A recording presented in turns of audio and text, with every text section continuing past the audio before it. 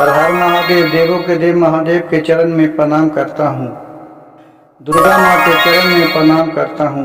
सरस्वती माँ के चरण में प्रणाम करता हूँ। गणेश भगवान के चरण में प्रणाम करता हूँ। गुरु भाई गुरु बहनों के चरणों में प्रणाम करता हूँ। भाई गुरु बहन, आज का शिव चर्चा कथा है कि भोलेनाथ एक चक्कर हारा पर कैसे खुश हो गए, उसे किस रूप में भोलेनाथ साक्षात दिखाई दिए। गुरु भाई गुरु बहन, इस कहानी से हमें यह सीखने को मिलता है कि जो सच्चे मन से भोलेनाथ पर ध्यान लगाते हैं, चाहे कोई भी देवता देवी पर, उन्हें वह स्वयं दिखाई देते हैं। मन से बढ़कर, भक्त से बढ़ के भगवान नहीं है, भक्त के बस में है भगवान। तो कहानी को पूरा अंत तक और बीच में छोड़ के नहीं जाइएगा, सुनिएगा, तभी कहानी का अर्थ समझ में आएगा। कहानी बहुत ही ज्ञानवर्धक और इस कहानी से बहुत कुछ सीखने को मिलेगा। एक जंगल था, वहाँ एक भोलेनाथ का मंदिर था। भोलेनाथ का मंदिर था तो वहाँ पूजा पाठ करने के लिए एक ब्राह्मण को गांव वाले सब इकट्ठा करके रखे थे। उस रोज आते थे, अपना दिया बत्ती करते थे, संझाव करते थे, पूजा पाठ करते थे और चले जाते थे। उसके बदले गांव वाले उसे चंदा करके और उसे पैसा कौड़ी, उसको जो मजूरी होता था ब्राह्मण का, वो देते थे और वो ब्राह्मण अपना लेकर के खुशी खुशी चल जाते थे। गुरु भाई गुरु बहन, देखिए, ब्राह्मण लोग पूजा करवाते हैं, वो कहते हैं कि हम महान हैं, लेकिन उसका फल जो सेवक है, जो सच्चे मन से करता है, उसी का फल होता है। क्योंकि वो काम करते हैं, ब्राह्मण जिस तरह से वो काम करते हैं, वो अपना दक्षिणा मांगते हैं, यानी वो अपना मजूरी मांगते हैं, तो अपना मजूर लिए चल लिए। इसी से भक्त के बस में है भगवान। ब्राह्मण कहते हैं कि हमारे जैसे करते हैं वैसे भगवान सुनते हैं, लेकिन गुरु भाई गुरु बहन, एक कदापि नहीं। जो सच्चे दिल से मानता है, उन्हें भगवान स्वयं उनका मनोकामना पूर्ण करते हैं। इसी तो उस जंगल में एक लकड़हारा नित्य दिन लकड़ी को चुना करता था और उससे अपना घर ला करके बेच के रोजी रोटी चलाया करता था। वो एकदम भोले भाले थे, वो किसी तरह का पूजा पाठ का मर्म नहीं जानता था। लेकिन नित्य दिन वो पंडित जी को जब वहाँ पूजा करते देखता था, तो भी वहाँ रुक करके देखता था कि बाबा कैसे कैसे करते हैं। उसी तरह कुछ दिन बीता, 6 महीना हो गया। अब पंडित जी के तो मन नहीं लगने लगा। सोचे कि चलते हैं, अब तनी एक गो चलते हैं कि अपने घर पर परिवार से, परियाय से, अपना बाल बच्चे से मिल करके आते हैं। तो गुरु भाई गुरु बहन हो कहें कि ठीक है। अब सोचे कि अगर चले जाते हैं तो यहाँ पूजा पाठ कौन करेगा। गांव वाले से बोला, ब्राह्मण जाके, तो गांव वाले बोला कि ठीक है बाबा, आप चले जाइएगा, लेकिन आप के अनुपस्थिति में या मंदिर में पूजा करने के लिए आप और कोई ब्राह्मण के चाहे किसी आदमी को दे दीजिए, ताकि नित्य दिन यहाँ साफ सफाइयाँ होते रहे और इस मंदिर का सेवा होते रहे। अब कहा कि किसको कहें, तो सोचा ब्राह्मण की चलो, वो तो गई आता है लकड़हारा लकड़ी बीनने के लिए, वो रोज आता है, तो हमें दरवाजा पर वो खड़ा देखता है, पूजा पाठ करते हैं तो देखता है, चलो उसी को सिखा देते हैं। वो ही लकड़हारा के दूसरा दिन आया तो लकड़हारा से बोला, भाई तुम नहीं तो 10 दिन पूजा पाठ कर दो, मैं गांव से घूर करके आता हूँ, अपने बाल बच्चा से मिल के आता हूँ, क्योंकि मेरे बाल बच्चा से मिलना बहुत दिन हो गया है, मन नहीं लग रहा है। लकड़हारा बोला कि हमें तो पूजा करने नहीं आता है पंडित जी, मैं पूजा कैसे करूं।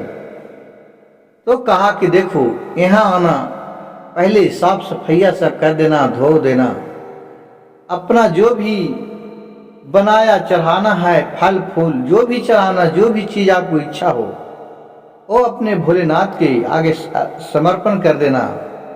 अपने आप में उनके ध्यान लगाना, वो भोलेनाथ आपका भोजन और खा लेंगे, ग्रहण कर लेंगे, उसके बाद अपने गोरू लग के जाना, अपने घर खाना खा लेना। कहे कि ठीक है बाबा, मैं कर दूंगा। फिर गांव वाले से बोल करके और लकड़हारा को बता करके वो पंडित जी चले गए घरे।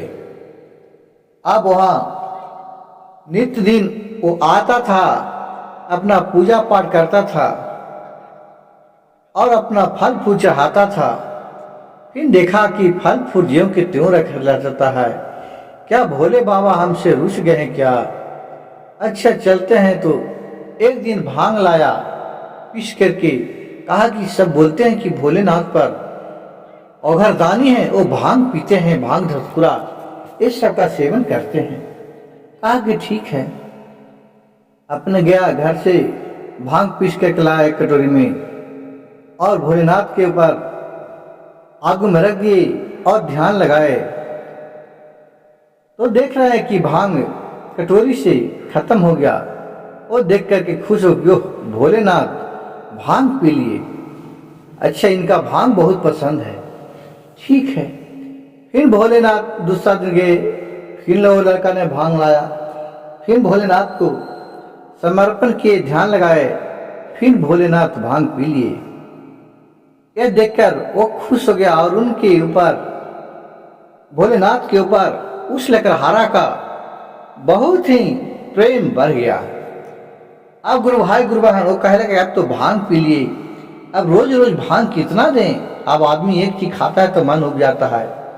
चलते हैं, अब घर में गाय एक है, उसे खीर बनवा के लाते हैं।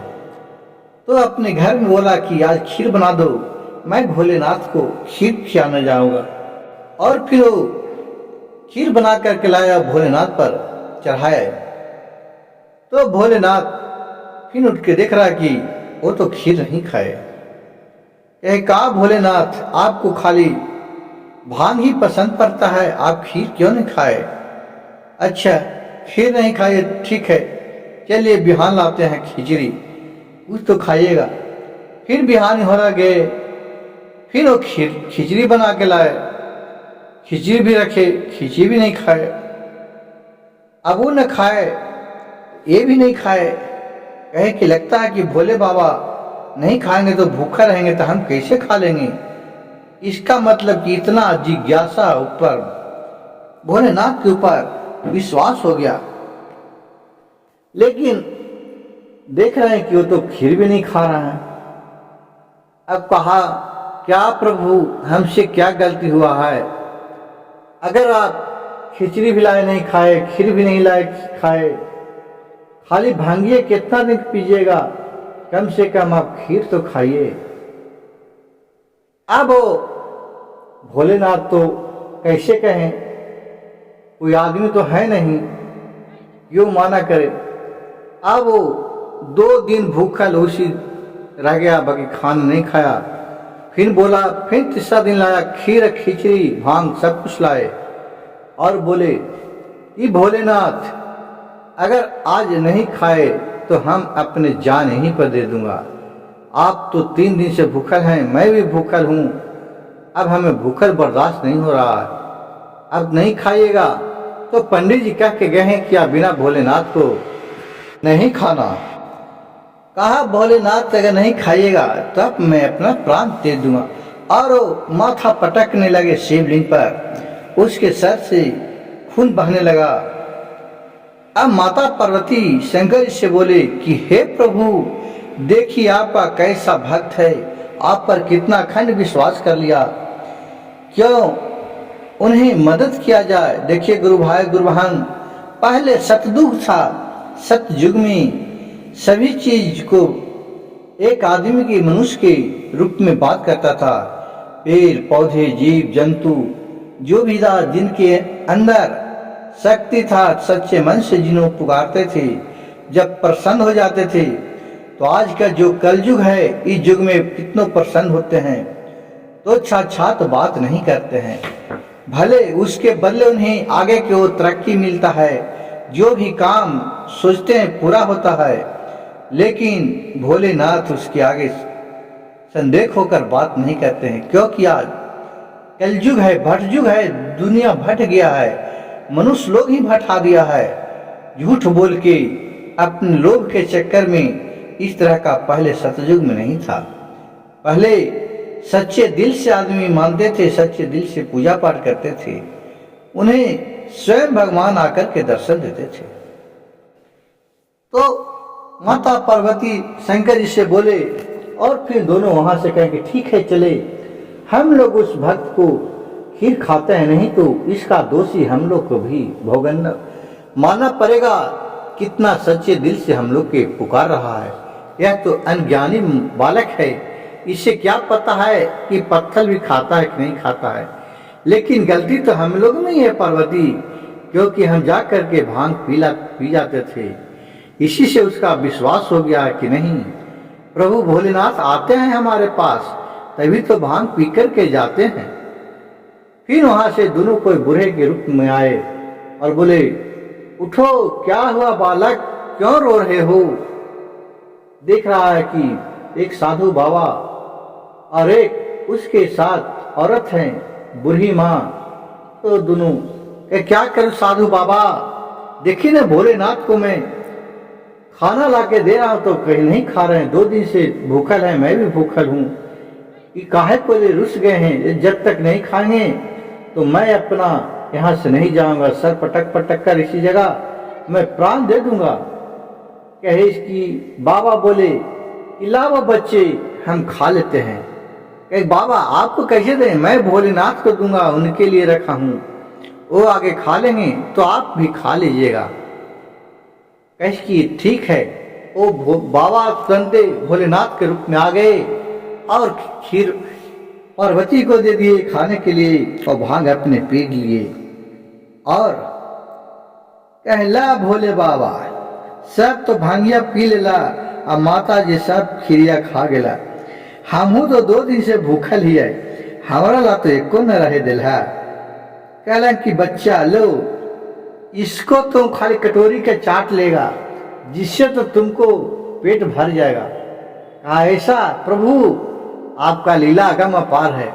वो कटोरी को चाट लिया, इसी से उसको एकदम पेट भर गया।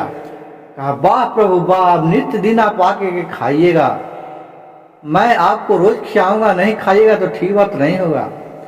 कहे कि ठीक है जाओ, तुम सच्चे मन से जहां भी तुम खाना खिलाएगा वहां मैं खाऊंगा, मैं नहीं मंदिर में नहीं कहूँ रहते हैं, मैं सभी मनुष्य के हृदय में वास करता हूँ। जो सच्चे दिल से जहां भी हमें याद करेगा मैं उस जगह पर प्रत्यक्ष रहता हूँ। कहे कि ठीक है भोलेनाथ। फिर उसके बिहानी वाला ब्राह्मण आ गए, एक पूजा करने के लिए गए, खाना खिलाने के लिए ले गए, दाल भात सब्जी बना के। तो ब्राह्मण बोले अरे मूर्ख, भगवान क्या दाल भात खाते हैं? कहा कि पंडित जी क्यों नहीं खाएंगे, जब हम सच्चे दिल से भगवान को बुलाएंगे तो जूरा उड़ाएंगे। कहा कि ऐसा? कहा कि हाँ, हमको नहीं विश्वास होता है, ये सब क्यों मगज जाने पड़ गया। कहा पंडित जी के लकड़हारा कि ठीक है तुम जाइए और उस जा करके पेड़ के पास छिप जाइए, देखिएगा भोलेनाथ आते हैं और खाते हैं कि नहीं खाते हैं। फिर वहां से पंडित जी जाकर के एक पेड़ के पास छिप गए और फिर लकड़हारा खाना लग करके अपना ध्यान लगाए, भोलेनाथ को बुलाए। माता पार्वती भोलेनाथ आए और दोनों आराम से खाना खाए और फिर वही थाली के बचा ये अपने खाया और वो फिर भोलेनाथ उसी लिंग में लिप्त होकर के अंतर ध्यान हो गए। ये सब ब्राह्मण देख करके वहां से आए और लकड़हारा को पैर पकड़ने लगे और कहने लगे हे लकड़हारा, तुमने तो हमसे भी बढ़ के आप में भगवान खुश हो गए। हम तो इतना दिन से पूजा पाठ कर रहे थे लेकिन हम पर तो खुश नहीं हुए। गुरु भाई देखिए, एक सच्चे दिल से जो लकड़हारा माना तो लकड़हारा पर भगवान खुश हो गए, लेकिन ब्राह्मण पर क्यों नहीं खुश हो गए? क्योंकि ब्राह्मण लोभी हैं, उन्हें काम करता है तो उसको मजूरी लेकर के जाते हैं। ऐसा ब्राह्मण बहुत कम मिलेगा कि जो आप पूजा पाठ कराइए और अपना इच्छा अनुसार जो दान दीजिएगा उसमें खुशी खुशी चले जाएगा, उस ब्राह्मण पर भगवान सदैव कृपा बरसाए रखते हैं। और जो ब्राह्मण लोभी है, पहले वो कहता कि हम इतना लूंगा तो आपको पूजा पाठ कराऊंगा, वो एक मजूरा का समान है, वो काम करता है, मजूरी लेके जाता है, उस पर भगवान का कृपया कभी नहीं होगा। गुरु भाई गुरु बहन, मेरी कथा कहानी अच्छा लगे तो कृपया मेरे चैनल को एक लाइक जरूर कीजिएगा, एक सब्सक्राइब, कमेंट बॉक्स में हर हर महादेव जरूर लिखिएगा, वीडियो को शेयर जरूर कीजिएगा। हर हर महादेव, घर घर महादेव।